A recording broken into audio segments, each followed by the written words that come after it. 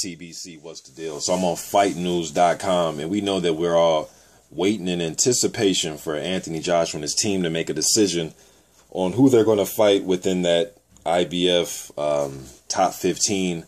I've dropped videos over the last few days breaking down the top 15. Please just go on to IBF, look for yourself. I've already done videos on it. We know Eric Molina is a name. Andrew Ruiz Jr. is a name. Bermane Stiverne was talked about, but he's not in the IBF's top 15. But he was a name that's talked about. Brazil, Molina are the names I'm hearing. Johan Duhaupas would be a guy I would like to see him fight, but from what I'm hearing, they're not gonna.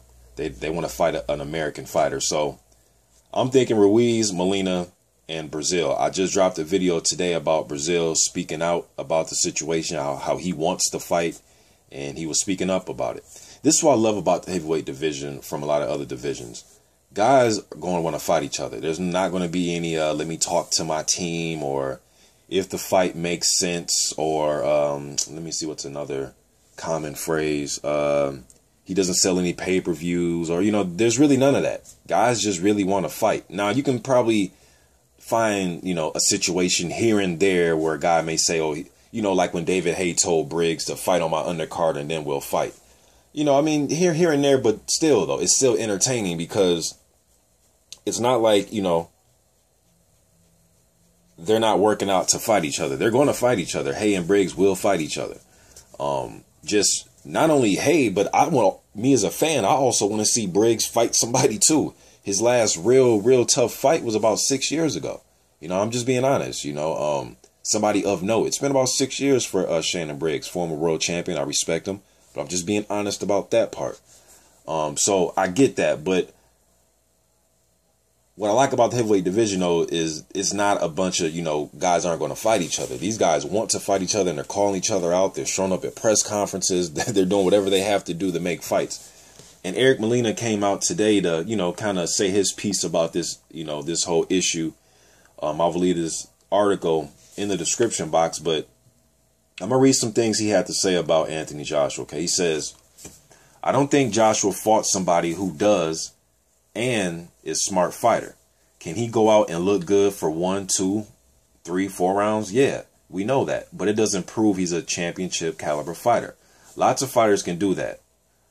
What I want to exploit is inexperience when not everything goes your way, said Eric Molina to fightnews.com. And that's one thing that I always like to touch on is it's one thing to watch a fighter, as I call it, fight downhill. When he just comes in, blows a guy out the water, and we say, wow, did you see that? That's the most amazing thing I ever saw. Did you see how big his muscles are?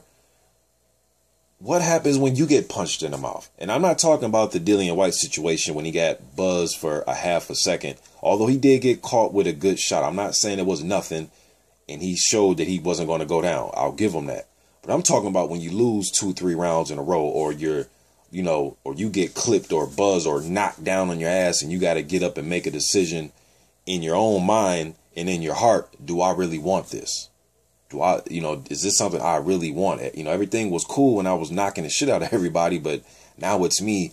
I don't know if I really want this. Not to say that Joshua would give up in a fight. I'm not saying that. I wouldn't expect him to. But again, I don't know what to expect. We're all human, man. These fighters are all human, and every fighter reacts differently in different situations. Joshua may get off the mat and say, what the fuck? And go over there and bum rush the other guy and blow him out. Or he may say, like I said, he may turn into a different fighter. He may turn into a different fighter right before our eyes, or he may conquer the moment. But these are things that I like to see, and I like that Eric Molina noticed these things with Anthony Joshua, that, hey, man, he hasn't really been tested. I mean, don't get me wrong. Dillian White had, he fought decent, but he wasn't backing Joshua up or making him take a few against the ropes or making him miss. That's not what I saw. I saw a competitive fight, but I didn't see where he made Joshua second guess himself or think, or when he won a round convincingly. I didn't see any of that. Not to say Eric Molina could do that to Anthony Joshua, but these are things that he's looking to exploit. And I think it'd be an interesting fight. He also goes on to say, okay, they asked him Fight News asked him, why should IBF champion Anthony Joshua fight Eric Molina? He says, because I'm assuming that he wants to fight men who are in it to win. A fight is different when you're in front of guys who's in the ring to beat you, not collect a check. Talking about Charles Martin.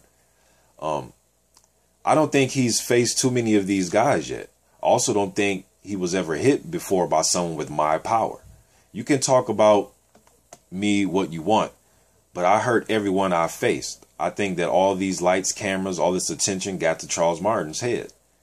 I don't have a problem with that. I fought Thomas Adamek in front of 14,000 of his Polish fans. Same with facing Deontay Wilder in his hometown of Alabama. I don't get rattled. I get the strength of my family and friends, okay? They go on to ask him, you're confident that with your set of skills in your heart, you'll be able to take Joshua into unknown territory, late championship rounds? And he goes on to say, you got to take him deep. See how he reacts when he's challenged. He obviously proved that he comes out strong, throws big punches, but I want to see in the world too how he reacts when the fight goes past 6 rounds. I'm not saying that he'll crumble or not crumble, only that it has yet to be seen. How far did that Dillian White fight go? Was it 6, 7 rounds? Somebody fact check me on that. I think it went 6 or 7 rounds, but I get what Molina's saying, to be tested numerous times over 6, 7 rounds. Then Fight News, they ask him, watching Anthony Joshua, what would you like to exploit? He says, first of all, I'm a fighter who gets better with every round. I don't think Joshua has fought somebody who does and is a smart fighter. Okay, I've read that part. He's just saying that he doesn't think Joshua is a championship level fighter yet because he hasn't fought championship caliber level fighters. He doesn't think Martin's a championship level fighter. I thought Martin was very inexperienced, and like I said in my prediction video, that it was pretty much 2 prospects fighting for a world title. Now you can say, how can a prospect have a world title? And how? Easy, Charles Martin. That's enough proof for you right there. All right. Then they go on to ask him. They say, with your dramatic win, 5 points behind on the scorecards, last second of the 10-round knockout against Adamek in Poland, Adamek and Joshua are completely different fighters, but you again learned a lot. He goes on to say, I'm more confident, more proof that I'm getting better. Fans should never forget that my pro 28 fights are all what I have in boxing. I had no amateur career, learning and getting better on the job. Another proof that I can have my best fights on the road in front of a hostile crowd. To fight on the road is as much about mental and physical strength and experience. I have both. I've proved that already. And let me add one thing to Eric Molina that some of you probably don't know. I've mentioned this before. He fought a guy named Ashanti Jordan, who was a multiple national champion here in America. He was rated number 2 super heavyweights in the nation and here in America before he turned pro with Golden Boy. Golden Boy seen he was very talented, so they signed him. He fought Eric Molina in his first pro fight. They're both making their pro debuts. He knocked Molina out in the very first round of his first pro debut fight. And I keep saying this, man. This is why I respect Molina. For him to get knocked out in his first pro fight, no amateur experience, no nothing. He could have easily said, you know what? Pro boxing, it's not for me. It was proven tonight, my first pro fight. I got knocked out within a minute or so, my first pro fight. And they fought the MGM Grand with no crowd. Their fight actually got pushed ahead. They had to rush their fight. Their fight was supposed to be on the fight card, you know, when the spectators came in the arena, but they fought in a completely empty arena. It was just the judges, the referee, and the 2 fighters in their corner. There was no spectators, nothing. And I've heard Ashanti Jordan tell that story too, because he said he had family coming up to watch his first, pro debut, and it happened way earlier that day with no crowd. But Eric Molina can persevere. Now, will that help him against Anthony Joshua? I don't know, because when you get in there, it's different. When he start getting hit with right hands, maybe he'll be singing a different tune. Maybe his legs just won't cooperate. Maybe he'll fall. But he's definitely bringing a lot more to the table than Charles Martin. The only thing Charles Martin brought to the table, to me, is his southpaw stance, and he had an IBF title with him. But rather than that, the experience wasn't there. Going through ups and downs and tough, trials and tribulations as far as being in the ring, I didn't see it.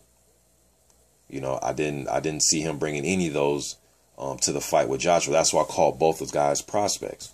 You know, but with Molina, you know, he's 6'4". He packs a powerful punch. He's not going to be discouraged, you know. And he can, you know, weather the storm a lot of the times. I watched a sparring session with him and Archer Spilka in his, you know, preparations for Thomas Adamek, and Spilka had him on the ropes, landing combos, going, you know, and Molina was just, you know, rolling with shots and coming back, just being very patient. And he pushed Deontay Wilder. Even the fight with Arreola when he got knocked out, he hurt Arreola in that first round also. People just like to look at the fact that he got knocked out in the first round, but he hurt Arreola and almost had him out. You know, but I'm just getting this out there, man. You know, Eric Molina is speaking out, speaking up, and he wants to fight. So shit, as a heavyweight boxing fan, I'm going to put it out there for him, man. He wants to fight with Anthony Joshua, and there's no, I need to talk to my team or if it makes sense. You know, so just getting this out there, man. Eric Molina wants this fight. You know, now will he win a fight? That's a different story, different topic. But just getting it out there. YTBC, I'm out.